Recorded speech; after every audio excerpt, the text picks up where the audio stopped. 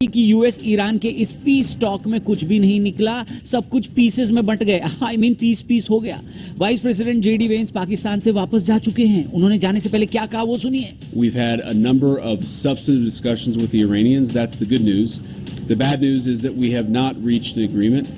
And I think that's bad news for Iran much more than it's bad news for the United States of America. वैसे भी कई लोगों को इस piece talk पे भरोसा बिल्कुल नहीं था। इन मीटिंग्स का कोई सेंस ही नहीं था क्योंकि इजराइल इसमें शामिल ही नहीं था। इसलिए दुनिया इस मीटिंग के बारे में भारत का जितना भी गोदी मीडिया है वो यही सब कुछ कर रहा है कि हमें तो पता था कि टॉक्स फेल होंगी, पाकिस्तान जलील होगा, रुस्वा होगा। और कितना पाकिस्तान जलील और रुस्वा हुआ या कितना पाकिस्तान का कद बढ़ा इस वीडियो में आपको वाजे हो जाएगा। और लानत हम भेजेंगे भारतीयों के ही जरिए इन्हीं भारतीयों पर जो प्रोपेगेंडा कर रहे हैं। और ईरान की फॉरेन मिनिस्ट्री के तर्जुमान क्या कुछ कहते हैं वो भी इस वीडियो में आपको क्लियर कर लेंगे। और इस बेशरम ने जब ये वीडियो बनाई और उसमें स्टार्ट से ही जेडी वेंस का एक क्लिप दिखाया, उसमें वो हिस्सा काट लिया जिसमें जेडी वेंस पाकिस्तान की तारीफ कर रहा है कि पाकिस्तान ने बहुत अच्छा काम किया, शहबाज शरीफ और फील्ड मार्शल ने। और फील्ड मार्शल का लफ्ज लेना ही इन भारतीयों के लिए मौत है क्योंकि वो कहते हैं कि फील्ड मार्शल नहीं, आसिम मुनीर आर्मी चीफ है। अब दुनिया फील्ड मार्शल कर रही है तो भारतीयों को मौत तो पड़नी है। और बड़ा खुश हो रहे हैं कि ये टॉक फेल हुई है और इसका असर भारत पर क्या पड़ेगा वो ज़रा आगे चलकर आप देखिएगा। और साथ आपको ये भी पता लग जाएगा कि नेगोशिएशन क्या बिल्कुल ख़त्म हो चुकी हैं या अभी भी ये बातचीत चलेगी। तो देखते हैं, पहले इन बेशर्मों की थोड़ी सी सुन लेते हैं। कह रही थी कीजिए मीटिंग, खेलिए मीटिंग, करते रहिए मीटिंग, आल हुआ मीटिंग। दोस्तों इस वीडियो में हम यही बात करेंगे कि जब अमेरिका ने वॉर शुरू ही इजराइल की वजह से की तो पीस टॉक में इजराइल शामिल क्यों नहीं है। खैर इस सो कॉल्ड पीस टॉक में अब तक हुआ क्या, पहले वो समझ लेते हैं। We go back to the United States having not come to an agreement. We've made very clear what our red lines are, what things we're willing to accommodate them on, and what things we're not willing to accommodate them on. And we've made that as clear as we possibly could. And they have chosen not to accept our terms. इस बड़ी बैठक के लिए दोनों देशों ने अपने भारी भरकम डेलीगेशन भेजे हैं अमेरिका की तरफ से। अब आपको मैं बताता हूं कि ये तो भारतीयों का वर्जन था। अब दुनिया पाकिस्तान के बारे में क्या कुछ कह रही है। बीबीसी न्यूज़ है, इंग्लिश है, जरा इसकी सुनिएगा कि पाकिस्तान ने क्या कुछ किया। Well, I think that we must say Pakistan did it. Bringing Iran and the United States to talks was once called impossible. Pakistan did it. Pakistan ने वो कर दिखाया, यानी वो काम जो 47 साल से कोई नहीं कर सका, ईरान को और अमेरिका को एक साथ बिठाना। Propaganda said delegations would never reach Pakistan. Saboteurs tried to spread doubt, but Pakistan delivered. Pakistan delivered. और साथ ही कि उन लोगों के मुंह के ऊपर तमांचा है जो ये कह रहे थे कि डेलीगेशन पाकिस्तान आएंगे नहीं, जो सबोताज करने की कोशिश कर रहे थे। इशारा है हमारे पड़ोसियों की तरफ। At a time when the world feared a wider war, Pakistan opened the door for dialogue.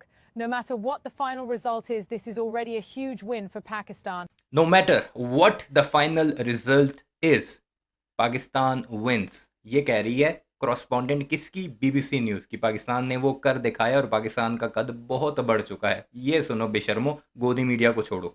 अब मैं आपको कुछ चीज़ें दिखाता हूं जिसमें ईरान का मौक़िफ़ भी आप पर क्लियर हो जाएगा। दुनिया उसे किस तरह देखती है, क्या ये परमानेंट सीज़ फायर ख़त्म होगा, दोबारा से जंग शुरू होगी, या फिर ये बात आगे मज़ीद बढ़ती दिखाई देगी। क्योंकि पाकिस्तान इसमें कुछ मज़ीद ममालिक को भी अब इन्वॉल्व कर रहा है, ख़ासकर बड़ी ताकतों को, कि वो जो कुछ पॉइंट्स ऐसे हैं जिन पर डेडलॉक है और एग्रीमेंट नहीं हो सका, उस पर बातचीत को आगे बढ़ाया जा सके। अब ज़रा ये मुलाहिज़ा कीजिए। सबसे पहले भारतीयों के कुछ मैं आपको ट्वीट्स दिखाता हूँ, फिर आपको कहानी मज़ीद क्लियर होगी कि कैसे अपने ही भारतीय इन बेशर्मों गोदी मीडिया के चमचों पर लानतें भेज रहे हैं। यह है जी professor Ashok Swain. The Islamabad talks has failed to produce an agreement, यानी पाकिस्तान जो इस्लामाबाद टॉक्स हैं वो फेल हुई हैं। But the statement of JD Vance and the silence of Trump say that the talk will continue and Pakistan will continue to facilitate.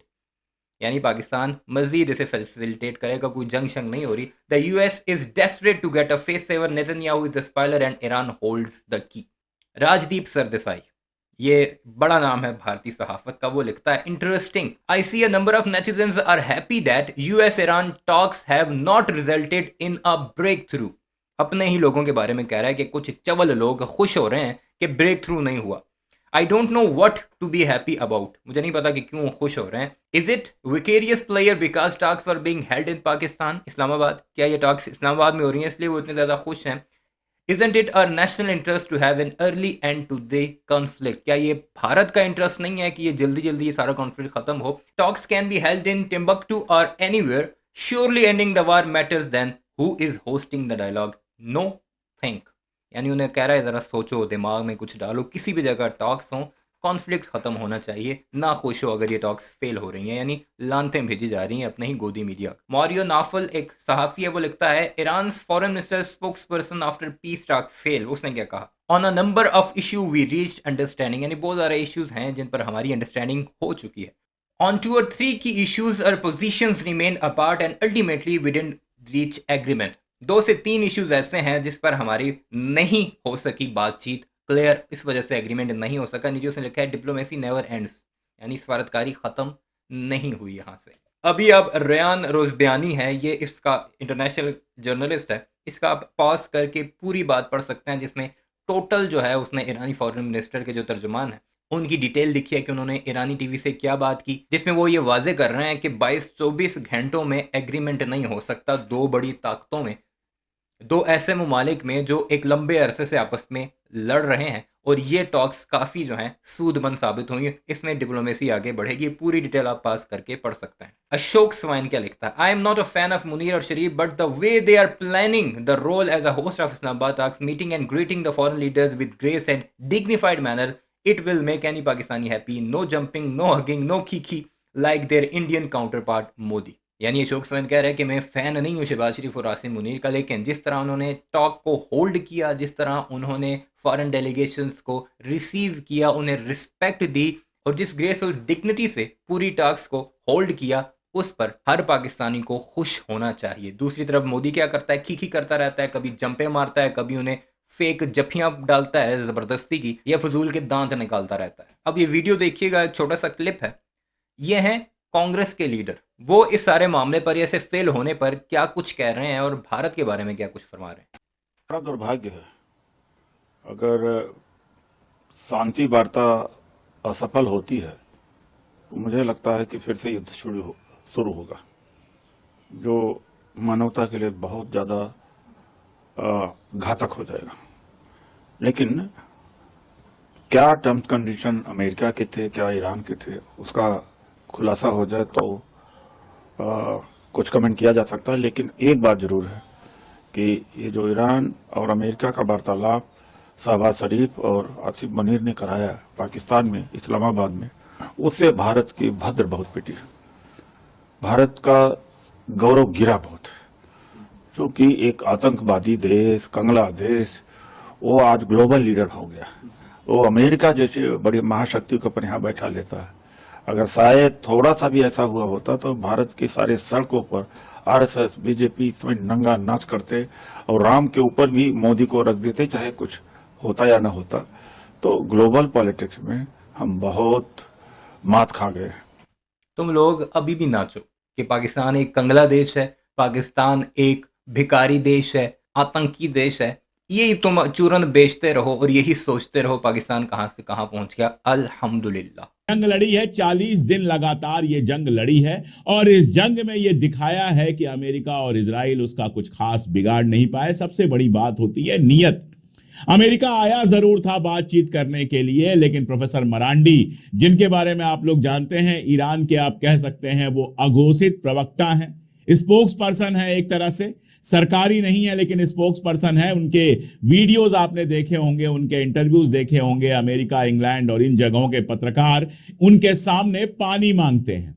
Professor Marandi ने शुरुआत में ही कह दिया था कि हम यहां पर जीरो भरोसे के साथ आए हैं, हमें इनके ऊपर कोई भरोसा नहीं है, ये हमें 2 बार धोखा दे चुके हैं। और अमेरिका जो आया था वो इस नियत के साथ नहीं आया था कि समझौता किया जाए। मैं ये बात, नियत वाली बात बार बार क्यों कह रहा हूं? आप सोचिए, कल बातचीत चल रही थी, लगातार अंदर से खबरें आ रही थी कि पॉजिटिव हो रहा है, एसेट को डी फ्रीज करना मंजूर कर लिया है, वगैरह वगैरह, ये सारी बातें आ रही थी। लेकिन उसी बीच में खबर यह आती है कि अमेरिका का एक जंगी जहाज स्ट्रेट ऑफ होर्मुज के अंदर घुसने की कोशिश कर रहा है। वहां जो माइंस बिछाई गई हैं, उन माइंस को, समंदर के अंदर जो माइन बिछाई गई हैं, उन माइंस को बेकार करने की कोशिश कर रहा है। और ट्रंप का ट्वीट भी आता है कि स्ट्रेट ऑफ होर्मुज को हम जल्दी ही खुलवा देंगे। आप सोचिए, सीज फायर की बातचीत चल रही है, जंग रुकने की बातचीत चल रही है, समझौते की बातचीत चल रही है, स्ट्रेट ऑफ होर्मुज पर शर्त रखी है ईरान ने, और समझौते के बातचीत के बीच आप स्ट्रेट ऑफ होर्मुज में घुसने की कोशिश करते हैं। ये क्या है? यह अलग बात है कि ईरान ने इस कोशिश को बिल्कुल बेकार कर दिया। ब्लूमबर्ग की जो रिपोर्ट आई है उसको आप देखेंगे तो पता चलता है कि यह जहाज घुसने की कोशिश कर रहा था, ईरान की तरफ से फायरिंग हुई, उसके बाद डर के भाग गया, स्ट्रेट ऑफ होर्मुज में नहीं घुस पाया। लेकिन यह कोशिश जो हुई है वो क्या बताती है कि यह तो इनका बस नहीं चल रहा है कि स्ट्रेट ऑफ होर्मुज खुलवा लें, यह तो इनका बस नहीं चल रहा है कि ईरान को झुका लें। यह है जी टोटल कहानी मुज़ाकरात की नाकामी की, जिस पर भारतीय बड़े खुश हो रहे हैं और अपने ही लोगों ने कह रहे हैं कि इंसान के बच्चे बनो, एक दफ़ा ये जंग दोबारा लग गई तो तुम्हें लग पता जाना है। सिर्फ पाकिस्तान का ये नुकसान नहीं है, ईरान का ही नहीं है, अमेरिका का ही नहीं है, अरब कंट्रीज़ का ही नहीं है, भारत का भी है, पूरी दुनिया का नुकसान है। इकॉनमी कोलैप्स कर जाएगी, दुनिया बहुत पीछे रह जाएगी। लेकिन अंधभक्त हैं कि उछल रहे हैं अपने मीडिया पर। खैर उछलते रहे, हमें क्या, पाकिस्तान ने जो किया, ग्लोबली पाकिस्तान का कद जो है वो ज़रूर बढ़ चुका है और आगे भी इंशाल्लाह बढ़ता रहेगा। होपफुली के मुज़ाकरात फिर से हों और जंग के बजाय सफारतकारी और डिप्लोमेसी से सारे मसाइल हल किए जा सके। अपनी राय का इज़हार ज़रूर कीजिएगा। चैनल को सब्सक्राइब नहीं किया तो ऐसी वीडियोज़ के लिए उससे भी ज़रूर सब्सक्राइब कीजिएगा।